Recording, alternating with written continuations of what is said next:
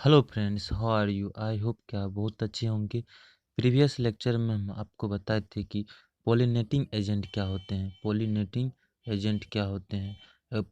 Agent के types के बारे में डिस्कस किए थे, है ना। पोलिनेटिंग एजेंट के टाइप्स के बारे में डिस्कस किए थे, बताए थे पोलिनेटिंग एजेंट में दो तरह के पोलिनेटिंग एजेंट होता है, एबायोटिक होता है और बायोटिक होता है। एबायोटिक में भी काफ़ी सारा टाइप था, एंड हाइड्रोफिली था, एंड उसके बाद था एनिमोफिली। हाइड्रोफिली जो वाटर के द्वारा पोलिनेशन होते थे, जो हवा के द्वारा होते थे। उसके बाद था चिरकिप्टेरोफिली, एंटीमोफिली, है ना। तो ये सब था कि बायोटिक एजेंट के। तो इसके बताए तो करेक्टरिस्टिक क्या है सभी पोलिनेटिंग एजेंट का। तो अब जो नेक्स्ट चीज़ है कि पोलन पिस्टिल इंटरेक्शन को समझिए। पोलन पिस्टिल इंटरेक्शन का मतलब क्या हो गया कि पोलन ग्रेन का जब पिस्टिल पे जाता है तो उसके साथ क्या इंटरेक्शन होता है, उसके बाद उसमें उस पोलन ग्रेन में क्या क्या काम होता है पिस्टिल पे जाने के बाद, उस प्रोसेस को हम लोग जानते हैं। मान के चलो ये एंथर हो गया, इस एंथर में पोलन ग्रेन बनता था, आपको पता है। ये कोई प्लांट का फ्लावर का यानी कि स्टिग्मा है, इस फ्लावर का स्टिग्मा पोलन ग्रेन गया, है ना। ये पोलन ग्रेन गया, जब गया तो उसके बाद इस पिस्टिल, ये पिस्टिल क्या है, यही तो स्टिग्मा के यूनिट को बोलते हैं पिस्टिल या कार्पेल। इस पिस्टिल पे जब जाया तो उसके बाद क्या प्रोसेस होते हैं, उस प्रोसेस को हम लोग देखेंगे। तो आपको वही बात बता देते हैं, इसके मतलब क्या लिखा हो गया। After pollination, the pollen grain get deposited on a stigma. It is two cell having a large tube cell, large tube cell मतलब vegetative cell, and a smaller generative cell. आपको बताए थे जब पोलन ग्रेन का structure बनाए थे, उसमें बताए थे एक पोलन ग्रेन में इस टाइप से पोलन ग्रेन का स्ट्रक्चर था ना। उसमें बताए थे ना, तो पोलन ग्रेन में दो टाइप का सेल होते हैं, एक वेजिटेटिव सेल, एक जनरेटिव सेल, है ना। वेजिटेटिव सेल जो था वो बड़ा था, उसका न्यूक्लियस भी बहुत बड़ा था, और उसके बाद जनरेटिव सेल उसका छोटा था, उसका न्यूक्लियस भी छोटा था। तो ये दो टाइप का सेल प्रेजेंट होता था। तो कहने का मतलब यही है कि जो पोलन ग्रेन का दो सेल स्टेज में होता है, तो उसमें एक सेल का नाम था वेजिटेटिव सेल, एक था का जनरेटिव सेल। तो sugary secretion produce on stigma stimulate germination of pollen grain. अब ये पोलन ग्रेन जब स्टिग्मा पर आ गया, इस स्टिग्मा पर जब आ गया, तब क्या होगा कि पोलन ग्रेन का जर्मिनेशन स्टार्ट होगा और बनेगा पोलन ट्यूब, है ना। आपको बताए थे कि ये लेयर जो होता है एक्जाइन कहलाता है, और ये लेयर जो होता है इंटाइन कहलाता है। ये पोलन ग्रेन का स्ट्रक्चर बता रहे हैं। ये एक्जाइन था, outer most layer, inner layer intine था। तो अब एक्जाइन इंटाइन का क्या काम होता है, उसके बाद बताइए। छोटा सा जर्म पोर होता है, जो जर्म पोर के द्वारा वो, है ना, मेल गेमेट मतलब जनरेटिव वेजिटेटिव सेल, है ना, वो बाहर निकलेगा और फ्यूज करेगा उसके न्यूक्लियस के, एम्ब्रायोसेक के न्यूक्लियस से। तो inner covering intine produce pollen tube, है ना, विच कम आउट थ्रू जर्म पोर। तो tube nucleus inter pollen tube first follow by generative nucleus. इसको समझाते हैं फिर से। अब इसमें ये मेन क्वेश्चन है, क्या बोला गया है कि आपसे पूछा जाएगा कि जो पोलन ट्यूब जो बनता है वो पोलन ग्रेन के कौन सा लेयर से बनता है, एक्जाइन वाला लेयर से या इंटाइन वाला लेयर से। तो ये इंपॉर्टेंट क्वेश्चन है कि पोलन ग्रेन के इंटाइन वाला लेयर से पोलन ट्यूब बनता है। तो ट्यूब न्यूक्लियस इंटर, अब जो है ये tube nucleus inter pollen tube first follow by generative nucleus. उसके बाद क्या होगा, जनरेटिव सेल का जो न्यूक्लियस होगा उसके साथ ये फ्यूज करेगा, है ना। अब आगे का प्रोसेस देखते हैं। अब आपको फिगर द्वारा एक समझा दें बढ़िया से। फिगर किस टाइप से दिया गया है, ये दिया है कोई एंथर है ना, और ये एक स्टिग्मा है। ये स्टिग्मा की एम्ब्रायोसेक है जिसको बुल बोलते हैं, ये यहाँ का स्टिग्मा है ना। ये स्टिग्मा पे पोलन ग्रेन आ रहा है, जो पॉइंट पॉइंट दिखाया गया है, पोलन ग्रेन आया। अब जो ये दिखाया गया है येलो कलर का, ये क्या है, एक पोलन ट्यूब है। ये यहाँ से यहाँ तक पोलन ट्यूब दिखाया गया है। फिर से आप देखिए, ये जो दिखाया गया है ये पोलन ट्यूब है। ये पोलन ट्यूब कैसे बना, जब स्टिग्मा पे पोलन ग्रेन आता है तब फॉर्मेशन होता है पोलन ट्यूब का। तो वही बात बोला। अब इसमें देखिए कंपेटेबल नॉन कंपेटेबल वाला फंडा को समझने की कोशिश करिए थोड़ा सा। देखो क्या होता है, जब पोलन ग्रेन एंथर से रिलीज होता है ना, जब पोलन ग्रेन एंथर से रिलीज होता है और जाके स्टिग्मा पे गिरेगा, तब ये ध्यान में बहुत रखना जरूरी होता है पोलन ग्रेन को, यानी कि स्टिग्मा को ये अपने आप को पहचानना पड़ता है कि जो पोलन ग्रेन आ रहा है मेरा ही जाति का पोलन ग्रेन है कि दूसरे जाति का पोलन ग्रेन है ना। मेरे साइज, मेरे लिए ये पोलिनेशन के लिए कंपेटेबल होगा कि नहीं होगा, है ना। पोलन ट्यूब बनने के लिए कंपेटेबल है कि नहीं है, है ना। तो इसीलिए वो स्टिग्मा के रिकॉग्नाइजेशन मतलब पहचान करने की क्षमता होता है। अगर अपना जाति का पोलन ग्रेन नहीं होता है तो उसको, है ना, डिसकम्फर्टेबल कर देता है, रिजेक्ट कर देता है, और है ना पोलन ट्यूब फॉर्मेशन नहीं होता है। जैसे के लिए एग्जांपल के लिए अगर कोई मैंगो प्लांट है ना, कोई मैंगो प्लांट है, तो मैंगो प्लांट का जब पोलन ग्रेन रहेगा और यही मैंगो प्लांट का ये स्टिग्मा है, तब तो समझ लो कि सेम जाति का पोलन ग्रेन है, ये भी मैंगो प्लांट का स्टिग्मा और ये मैंगो प्लांट का पोलन ग्रेन है, मतलब ये पोलन ग्रेन जाएगा तो पोलन ट्यूब बनेगा, आगे का प्रोसेस कंटिन्यू हो जाएगा। लेकिन यही जगह पर मान के चलो कि ये है अमरूद का पौधा है, ये किसका पौधा है, कोई अमरूद का पौधा है, अमरूद का पौधा है, और ये है मैंगो का प्लांट है। तो ये मैंगो अमरूद का पौधा मैंगो के प्लांट पर स्टिग्मा पर जाएगा तो कभी पोलन ट्यूब बनेगा? नहीं बनेगा। क्यों नहीं बनेगा? क्योंकि जाति अलग ना है, ये अमरूद का पौधा, ये मैंगो का प्लांट है। तो इसलिए बोला जाता है कि कंपेटेबल टाइप का सेम जाति का पोलन, सेम प्लांट की जाति का पोलन ग्रेन होनी चाहिए। फ्लावर के लिए जो अड़हुल फूल है, कोई गेंदा फूल है, तो कभी पोलिनेशन प्रोसेस पोलन ट्यूब नहीं बनेगा, फ्यूजन नहीं होगा। इसलिए बोला गया है through compatible pollination the pollen grain germinate on stigma to produce a pollen tube through through one of germ pore. Germ pore क्या है ये मान के चलो बताए थे कि ये एक थोड़ा सा पोर होता है, ये कोई पोलन ग्रेन का स्ट्रक्चर है, तो ये तो जर्मपोर था। तो जर्मपोर के द्वारा इसके न्यूक्लियस बाहर निकलता है। बस ये जानिए वेजिटेटिव सेल और जनरेटिव सेल का जो न्यूक्लियस होता है यही जर्मपोर के द्वारा बाहर निकलता है। The content of pollen grain move through pollen tube to reach ovule in the ovary at micropylar end. इस वर्ड को समझे कि पोलन ट्यूब जो है ना के द्वारा ही vegetative cell nucleus generative cell का ये आता है और इसके इम्ब्रायोस से यानी ओव्यूल के न्यूक्लियस से फ्यूजन होगा। ठीक है, आपको पता है ना कि ओव्यूल का स्ट्रक्चर क्या होता है, आपको बताए थे कि ओव्यूल होता है उसके अंदर इम्ब्रायोसेक होता है, इम्ब्रायोसेक में 7 सेल 8 न्यूक्लिएटेड होता है कंडीशन, है ना। ये 7 सेल 8 न्यूक्लिएटेड कंडीशन देखने को मिल रहा था। ये बताए थे कि एक सिनर्जिड होता है, एक एग सेल होता है, 2 सिनर्जिड होता है, उसके बाद सेंट्रल सेल होता है ना, सेंट्रल सेल होता है, और उसके बाद एंटीपोडल सेल होता है 3। तो ये ओव्यूल का और इम्ब्रायोसेक का स्ट्रक्चर आपको पता होनी चाहिए। अब आगे का प्रोसेस देखते हैं क्या है। आगे का प्रोसेस और बढ़िया से दिखाया गया है। जो पोलन ट्यूब आया और पोलन पोलन ग्रेन जब स्टिग्मा पर आया तो है ना, यानी कि तो कैसे पोलन ट्यूब बना है, तो ये देखिए पोलन ट्यूब में आपको बता के दिखाया गया यही पोलन ट्यूब है, और इसके मेल जर्म सेल है जो ये पोलन ग्रेन आ रहा है। उसके बाद फीमेल जर्म सेल यानी कि ये एग जो है एम्ब्रायोसेक है, ये कंप्लीट एम्ब्रायोसेक है। तो ये आया पोलन ट्यूब, इसके अंदर इंटर करेगा और उसके बाद ये फ्यूजन करेगा। अब देखो भाई, इसके अंदर एग सेल है, एम्ब्रायोसेक के अंदर भी तो एग सेल होता था, और एग सेल के साथ एग और इसके सेंट्रल सेल के साथ फ्यूजन होगा ये पोलन ग्रेन का, मेल गेमेट का। तो अब उस प्रोसेस को जब कहीं पे भी मेल गेमेट फीमेल गेमेट का फ्यूजन होता तो उस प्रोसेस को क्या बोलते थे, फर्टिलाइजेशन, है ना। तो अब ये समझिए कि मेन फंडा की फर्टिलाइजेशन प्रोसेस यहाँ पे होगा, क्योंकि पोलन ट्यूब बन गया, अब फर्टिलाइजेशन प्रोसेस होगा। फर्टिलाइजेशन प्रोसेस के थोड़ा सा समरी जान लीजिए।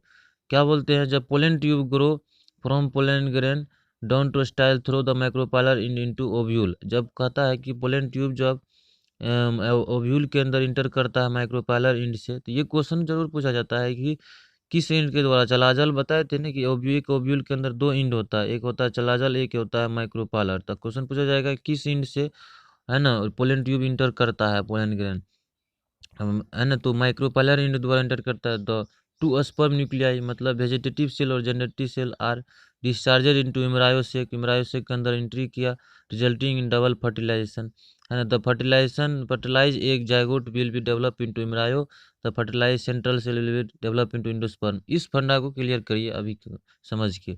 इसके कहने का मतलब क्या है, जब vegetative cell nucleus generative cell, 2 तरह का न्यूक्लियस है, ये कोई पोलन ग्रेन है और इसमें 2 तरह का न्यूक्लियस है, एक है वेजिटेटिव सेल, एक है जनरेटिव सेल।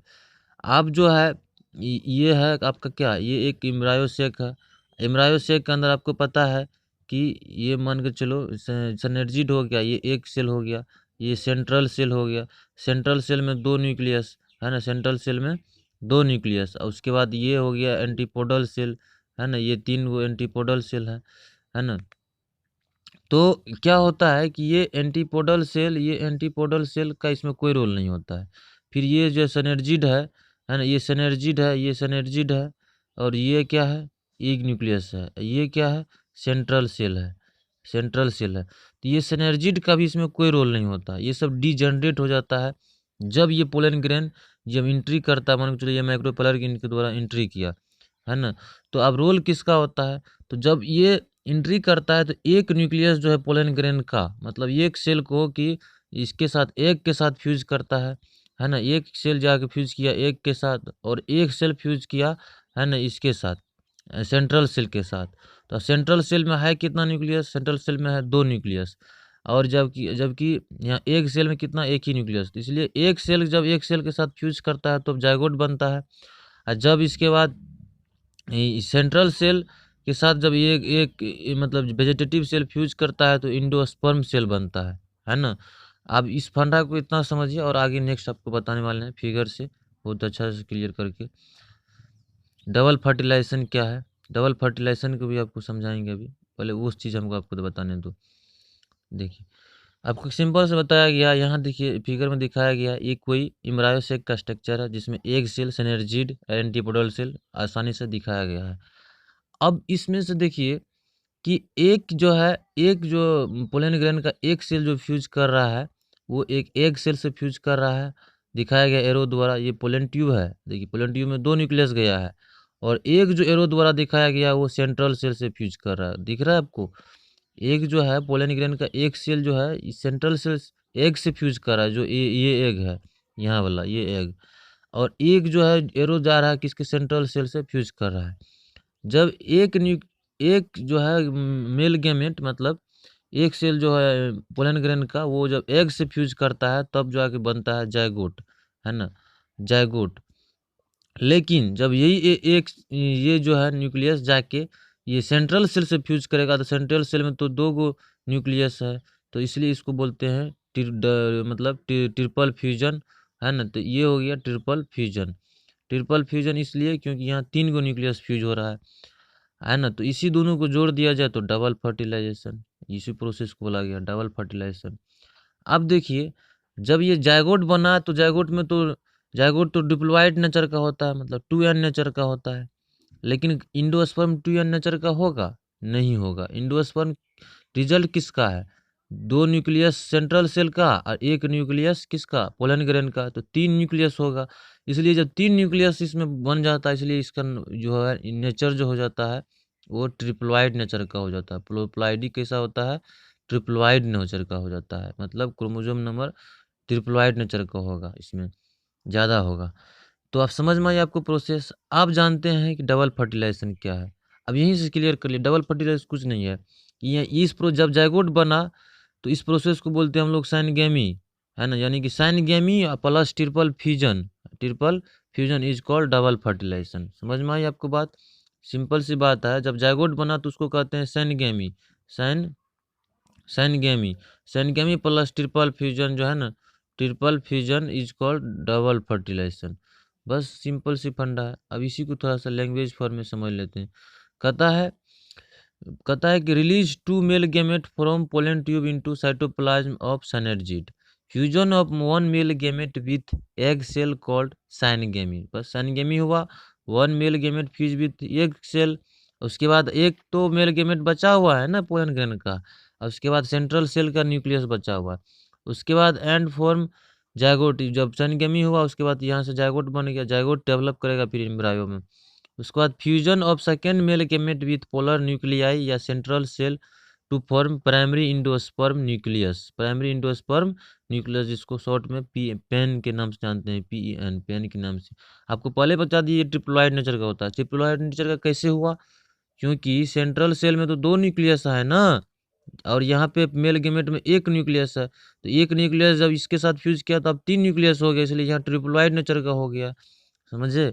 उसके बाद इसी प्रोसेस को बोला गया है साइनगेमी। कहता है साइनगेमी एंड ट्रिपल फ्यूजन को जोड़ दिया जाए, this process is called double fertilization, है ना। Central cell with primary endosperm nucleus called primary endosperm cell, है ना। प्राइमरी इंडोस्पर्म सेल मतलब न्यूक्लियस के बाद ये सेल बनेगा विच डेवलप इनटू इंडोस्पर्म, जो कि बाद में इंडोस्पर्म बनाएगा। इंडोस्पर्म के बारे में अच्छा से डिटेल से चर्चा करेंगे।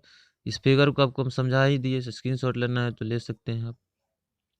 इसके बाद और जो है इस डबल फर्टिलाइजेशन फिनोमेना को हम शॉर्ट कर देते हैं यार, ये इस पर जितना बताएं इसको शॉर्ट करके बताते हैं। देखिए पोलन ग्रेन का एक मेल गेमेट, ये पोलन ग्रेन था जिसमें दो मेल, एक मेल गेमेट एक था, एक वेजिटेटिव जनरेटिव सेल दोनों में न्यूक्लियस था। तो एक मेल गेमेट बोला गया है और एक सेल के साथ जो इम्ब्रायो सेल के जो ये इम्ब्रायो सेक है, इसके जो एग से है, ये एग के साथ जब फ्यूजन हुआ तब उस प्रोसेस को हम लोग बोले साइनगेमी। बना क्या? जायगोट। जायगोट फिर डेवलप करके बनेगा क्या? इम्ब्रायो। दोनों डिप्लॉयड नेचर का होगा, उससे पहले मेल गेमेट हो या एग हो या अप्लाइड नेचर के थे। फिर वो एक जो है वेजिटेटिव सेल के मेल गेमेट जब फ्यूज करेगा सेकेंडरी न्यूक्लियस के साथ, मतलब सेंट्रल सेल के साथ, ये सेंट्रल सेल के साथ, तो उस प्रोसेस को बोलेंगे ट्रिपल फ्यूजन। उसके बाद बनेगा क्या? प्राइमरी इंडोस्पर्म न्यूक्लियस जो कि ट्रिप्लॉइड नेचर का होगा, है ना, ट्रिप्लॉइड नेचर का होगा। उसके बाद यही जब बाद में डेवलप करके क्या बनेगा? इंडोस्पर्म बनेगा। समझ गए? तो ये ध्यान में रखना कि बाद में क्या बनेगा? इंडोस्पर्म। अब कहानी कहाँ पर आ गया है कि इम्ब्रायो क्या होता है, इंडोस्पर्म क्या होता है, इम्ब्रायो से क्या बनता है, इंडोस्पर्म से क्या बनता है, और उसके बाद क्या प्रोसेस होते हैं। ठीक है, तो आगे आपको हम लोग बताएंगे पोस्ट फर्टिलाइजेशन इवेंट। अब फर्टिलाइजेशन हो गया, अब पोस्ट फर्टिलाइजेशन इवेंट के बारे में बताएंगे। थोड़ा सा यहाँ डिफरेंस दे दिया गया, आप समझने की कोशिश कीजिए। साइनगेमी और ट्रिपल फ्यूजन क्या है? तो साइनगेमी ट्रिपल फ्यूजन बहुत बेसिक है। साइनगेमी जब जनरेटिव सेल फ्यूज करता है तो साइनगेमी होता है, मतलब एक सेल के साथ, है ना, यानी जनरेटिव फर्टिलाइजेशन। उसके बाद वेजिटेटिव सेल जो मेल गेमेट का फ्यूज होता है सेंट्रल सेल के साथ, इसकी ट्रिपल फ्यूजन बोला गया। उसके बाद both male and female gametes are involve in syngamy. Male female दोनों इन्वॉल्व होते हैं। Only one male gamete involve, two vegetative nuclei involve. इसमें जो है ना वेजिटेटिव न्यूक्लियाई इन्वॉल्व होते हैं। उसके बाद साइनगेमी प्रोड्यूस डिप्लॉयड जाइगोट बनता है, जबकि इससे एंडोस्पर्म सेल या न्यूक्लियस बनता है। जाइगोट फॉर्म, जिससे जाइगोट इम्ब्रायो बनेगा बाद में, जाइगोट सिम्ब्रायो बनेगा, लेकिन इसमें जाइगोट सिम्ब्रायो नहीं, इंडोस्पर्म बन जाएगा। तो यही बेसिक डिफरेंस है। तो आपसे क्वेश्चन पूछा जाएगा साइनगेमी ट्रिपल फ्यूजन में डिफरेंस बताइए, पूछेगा। और ट्रिपल फ्यूजन क्या है? जनरली ट्रिपल फ्यूजन से ज़्यादा फेमस क्वेश्चन पूछा जाता है कि व्हाट इज डबल फर्टिलाइजेशन। इसलिए आप इस चीज़ को भी मान के लिए चलिए कि एग्जाम में पूछे ही जाते हैं कि what is double fertilization. Double fertilization क्या है, उससे क्या समझते हैं, ये प्रोसेस को समझा के बताइए। तो इसलिए ये चीज़ बहुत इम्पोर्टेंट है। ठीक है ना, तो आप इसके बाद देखते हैं post fertilization event. Post fertilization event क्या है? पोस्ट फर्टिलाइजेशन इवेंट मतलब वही है कि जहाँ पे आपको इंडोस्पर्म बनेगा, जहाँ इम्ब्रायो बनेगा। इम्ब्रायो के बाद अभी आपको पता है ना कि ट्रिपल फ्यूजन के द्वारा इंडोस्पर्म, उसके बाद जाइगोट से इम्ब्रायो, इम्ब्रायो के बाद कैसे सीड्स बनता है, ओव्यूल मैच्योर हो क्या, ओवरी से फिर फ्रूट्स कैसे बनते हैं। तो ये नेक्स्ट लेक्चर में आपको बताएंगे पोस्ट फर्टिलाइजेशन इवेंट को। आज यहीं तक रहने देते हैं। ठीक है, thank you. Please subscribe my this channel and share this video. आप ही लोग के लिए इतना मेहनत करते हैं। Okay, thank you.